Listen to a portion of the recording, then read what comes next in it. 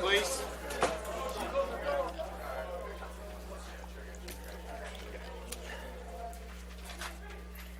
Well, first, pretty excited locker room in there, as you can imagine. So proud of my football team and the way they just took it one play at a time. It's for me, just to see them grow.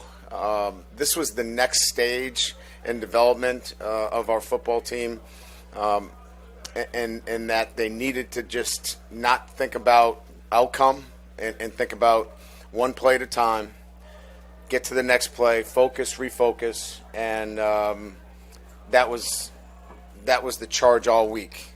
Many people had talked about not getting off to a good start and all those things. How do you change that? And so we're talking so much more about just locking in mentally on one play at a time. Don't think about the scoreboard. And I thought they did a great job. The second thing that I'd like to bring up is the crowd was unbelievable. They created an energy unlike one that I can remember that was sustainable for our football team. That was truly a home field advantage for us. And then I thought tactically we played smart, the last thing. We were able to pin Alabama in poor field position mostly the first half, made it difficult for them. And I thought we just played smart. We didn't turn the football over. We had the one play where we came out of coverage late. Other than that, I think our guys played really smart football. So, the basic tenets of winning games like this is one play at a time, play tactically smart, take care of the football. I thought we did all those things and really grew up today. So with that, I'll open it up to questions. Microphone. Coach, the thinking on the two-point conversion, when you got the ball, were you saying we're going to take it and if we score, we're going to go for it, or was it a decision at that moment? It was a decision at that moment. I just felt as I thought about it, if we could boil this game down to one play and win this game before the game started, if you asked me, hey, I'm going to give you one play, and if you're successful on that one play, you beat Alabama, I would have taken that 100 times out of 100. And so at that moment, it kind of hit me that way. And I knew we had a really good play that we hadn't used and they hadn't seen.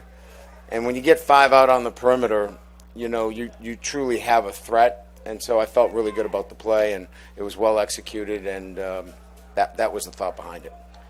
Yeah, hey, Coach, right here.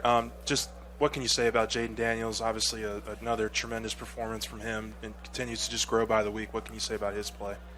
Yeah, I mean, look, we're not here unless our quarterback plays really well. This is whether it's Pee Wee football or high school football, college football, or the NFL. Your quarterback has to play well, and he did some really amazing things, and in particular late, right? I mean, he made big plays late when he needed to. He ran when he needed to. He threw it and made big plays. But, look, this is a team game. We did some great things defensively. Our special teams was good. Look, to beat a top 10 team again at home and beat Alabama, you have to have a complete football game. No more questions? Okay. Over here. Coach. Right here. You said it was important to have Harold Perkins and B.J. Ojolari on the field at the same time. Their pass rush eliminated a lot of Bryce Young's opportunities tonight, especially that pivotal one the first half. What makes them so effective together?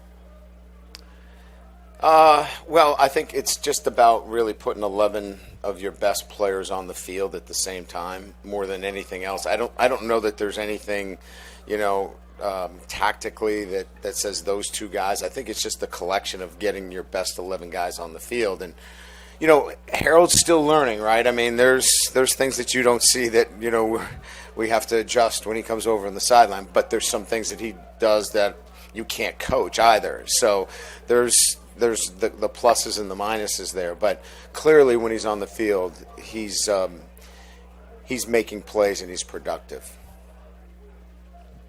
Brian, after the Florida State game, if I were to have told you that you would have beaten 2 top 10 teams and control your own destiny to win the SEC West, what would you have thought?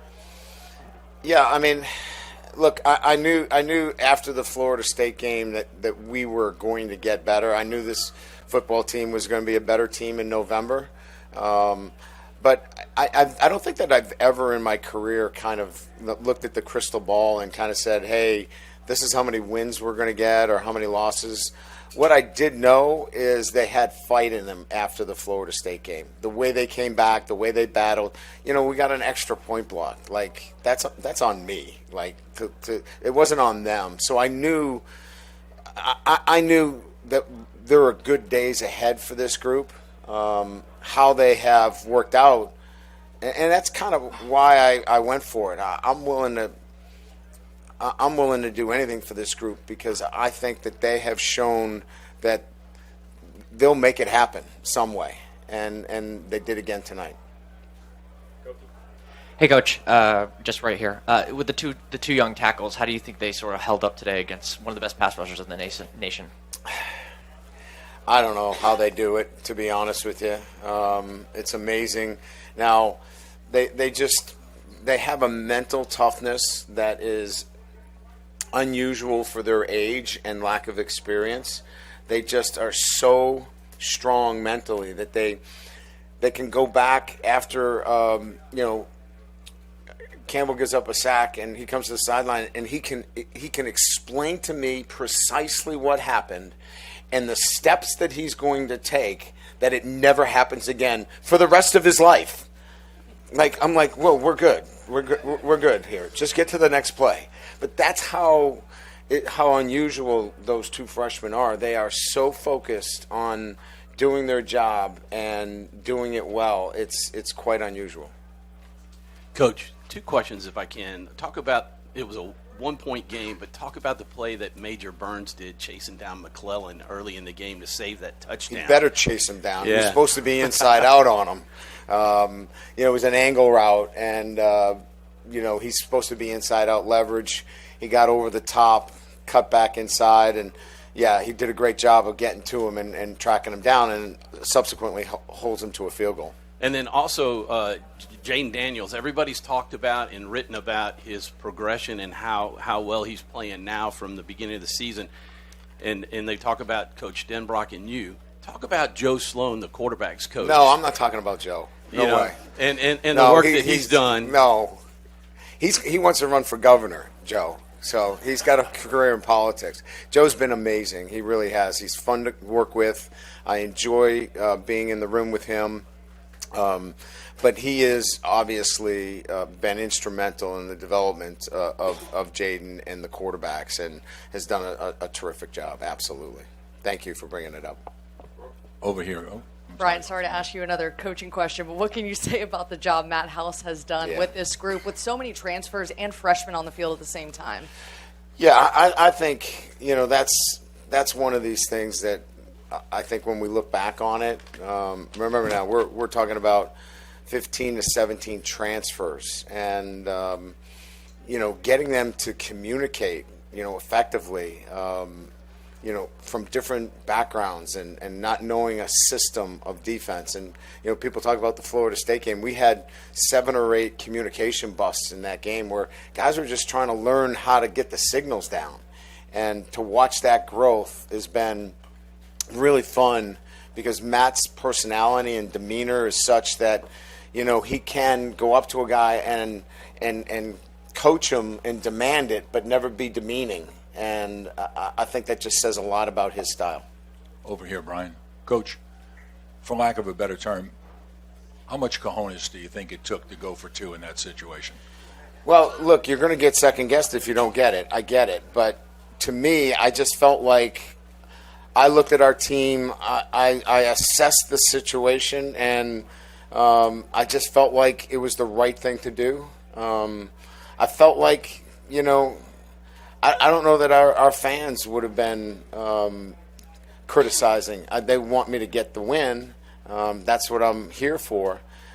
But I think if you look at it, and you say, well, let's get the quarterback in a good play. Let's get him on the edge. Let's utilize his talents. That you really can't quarrel with the decision. So I don't know that it was that much of a huge decision from that perspective.